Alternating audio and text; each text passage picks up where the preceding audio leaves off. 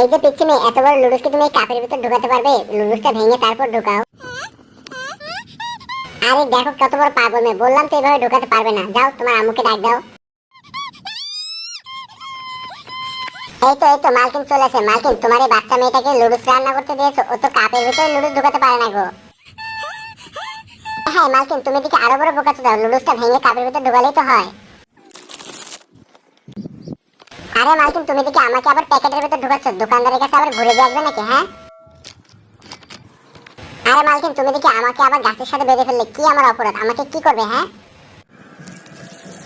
ও বাবা, জ্বলে গেলাম গো, পুড়ে গেলাম গো। মালিক দেখছি প্যাকেটের ভিতরে লুডুস রান্না করা শুরু করে দিল।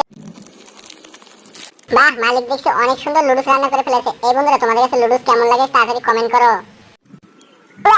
মালিক লুডুস রান্না করেছে ভালো কথা, এই কালো কালো আবার কি দিচ্ছ? এগুলো দেখে তো আমার গা গুলাচ্ছে। তো বন্ধুরা, তোমাদের কাছে ভিডিওটি কেমন লাগলো অবশ্যই কমেন্ট করো।